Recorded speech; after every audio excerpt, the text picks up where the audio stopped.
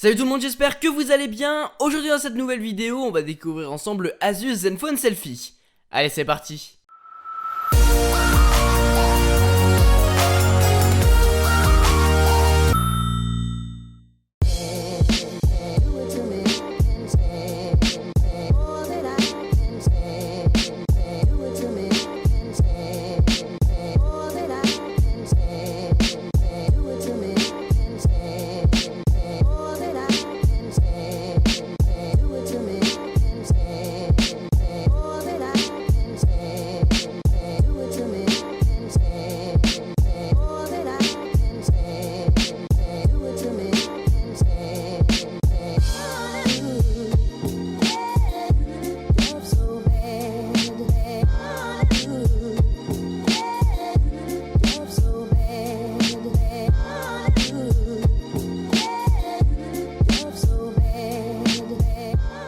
Pour ce qui est de son design, c'est du Asus. Il ressemble beaucoup à son petit frère, le Zenfone 2.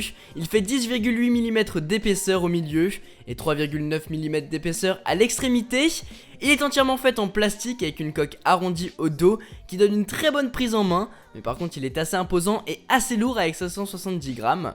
La coque au dos est amovible, vous laissant l'opportunité de changer de batterie si vous le souhaitez. Batterie de 3000 mAh sur le passage, donc on tiendra très facilement la journée. En tout cas, avec l'utilisation que j'en ai eue, j'ai réussi à tenir environ un jour et demi. Du coup, au dos, c'est aussi là que vous allez pouvoir mettre vos deux cartes micro SIM, ou une carte micro SIM et une carte micro SD, pour augmenter le stockage de votre appareil qui est de base de 16 ou de 32 Go jusqu'à 128 Go. Au dos, au niveau de la coque, qui est rouge pour ma part, mais le smartphone existe aussi en noir, en rose, en bleu, en gris, en or et en blanc, vous allez retrouver la caméra dorsale. En dessous, vous avez les deux boutons de volume. Et encore plus bas, c'est les speakers. En bas, on a la prise micro USB. Et finalement, le bouton de verrouillage se trouve sur le haut, à côté de la prise jack. Du coup, c'est pas très pratique d'utilisation. Ça aurait été beaucoup mieux qu'il soit sur le côté, mais bon, Asus a quand même pensé à nous, et du coup un double tap sur l'écran suffit pour verrouiller ou réveiller le smartphone. Mis à part cela, il possède un écran Gorilla Glass 4 de 5,5 pouces de diagonale, avec une résolution Full HD de 1920 par 1080 pixels. Les couleurs sont plutôt réalistes, en tout cas elles sont nettes et jolies, mais manquent un petit peu de luminosité. Maintenant ça suffira et ça sera très bien pour regarder des vidéos dessus par exemple. Le Asus Zenfone Selfie possède un processeur Snapdragon 615, 8 corps, 64 bits avec 3 Go de RAM, le Bluetooth 4.0 et tourne sous Android 5.0.2 Lollipop. Ce qui commence à se faire un petit peu vieux, mais j'espère qu'il y aura une mise à jour sous Android Marshmallow bientôt. Par-dessus, il y a la surcouche maison de chez Asus, Zen UI, qui est très lourde. Asus impose beaucoup d'applications natives mais qu'on peut supprimer quand même.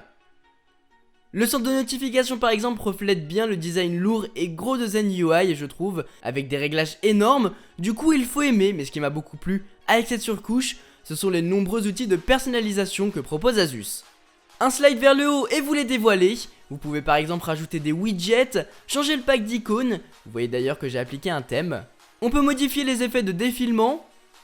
On peut même modifier la typographie du téléphone. Enfin bref, on peut le mettre à notre sauce au Zenfone Selfie, ce qui est plutôt sympa. Les benchmarks annoncent des scores plutôt corrects pour son prix.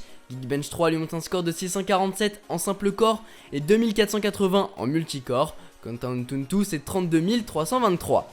Retenez juste que ce smartphone a une très bonne fluidité, que ce soit dans l'interface ou en jeu. Je n'ai pas remarqué de soucis particuliers au niveau des jeux gourmands. Et pas de chauffe non plus en jeu, mis à part quand on télécharge pas mal de contenu. Là on ressent que le processeur morfle un peu. Là où Asus a fait fort, c'est sur son appareil photo et surtout celui en frontal, et on va y venir.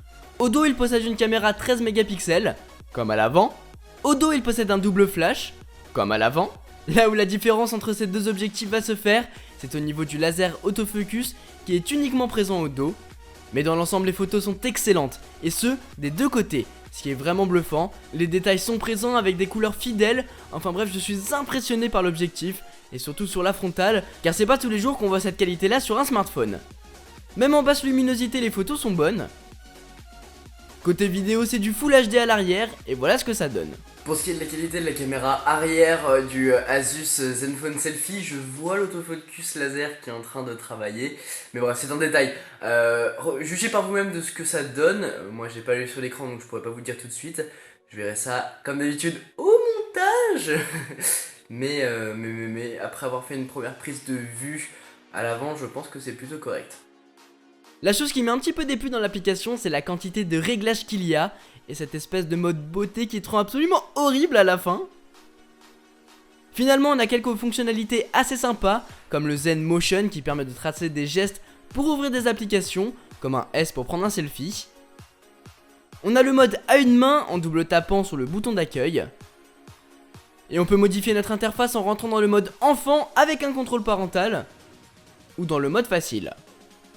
Pour conclure, ce Zenfone Selfie en a à revendre, que ce soit pour la qualité de son écran qui est plutôt bonne, sa batterie qui fait très bien le job, et ses performances qui sont bonnes pour sa gamme de prix. Là où ça va pêcher un petit peu, c'est au niveau de sa surcouche, qui à mon sens est beaucoup trop imposante, et la qualité de fabrication du smartphone, qui au toucher fait un petit peu cheap, mais il fait l'illusion d'une coque en alu, ce qui est plutôt pas mal. Là où par contre il fait toute la différence, c'est au niveau de son appareil photo frontal, tout comme celui au dos d'ailleurs, qui sont excellents. Du coup, si vous faites beaucoup de selfies et que vous avez un petit budget, alors let's go, parce que la qualité photo est aussi bonne au dos que sur la face avant, et c'est bluffant. Voilà les amis, ce que je peux vous dire sur ce Zenfone Selfie de Asus. J'espère que cette vidéo vous a plu. Si vous voulez vous le procurer, il coûte aux alentours des 300 €, donc foncez s'il vous plaît. Vous trouverez tous les liens dont vous aurez besoin dans la description. Sur ce, c'était Quentin, passez tous une très bonne journée. Tchou.